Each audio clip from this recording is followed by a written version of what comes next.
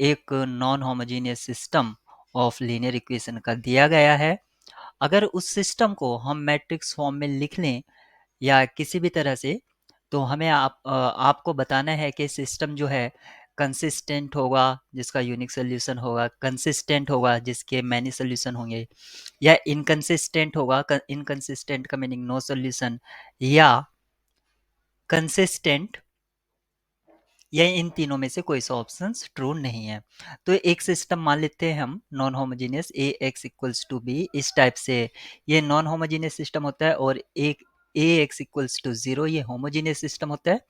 Homogeneous system always consistent होता है क्योंकि इसका एक solution zero zero zero zero vector solution होता है। और ये जो नॉन होमोजेनियस सिस्टम है इसमें तीनों ही पॉसिबिलिटी हैं कि ये कंसिस्टेंट भी हो सकता है और इनकंसिस्टेंट भी हो सकता है। कंसिस्टेंट होगा तो उसमें क्या केस है कि यूनिक सोल्यूशन हो सकता है या मैनी सोल्यूशन हो सकते हैं, जिसको हम इनफाइनाइटली मैनी सोल्यूशन बोलते हैं। यूनिक सोल्यूशन या मैनी सोल्यूशन। इनकंसिस्टेंट का मीनिंग हुआ नो सोल्यूशन। ये नॉन होमोजीनियस के लिए है। कंसिस्टेंट ऑप्शन ए में कहा है consistent having a unique solution, ये ऑप्शन ट्रू है। कंसिस्टेंट हैविंग मैनी सोल्यूशन, ये भी ट्रू है। और इनकंसिस्टेंट हैविंग नो सोल्यूशन, ये भी पॉसिबिलिटी है।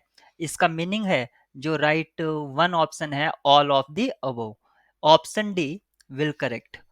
तो यहाँ पर जो सुटेबल ऑप्शन है ऑप्शन डी होगा, यानी कि इस प्रॉब्लम के लिए जो की है ऑप्शन डी, क्योंकि तीनों स्टेटमेंट ट्रू आ रहे हैं इसलिए ऑल ऑफ द अबव।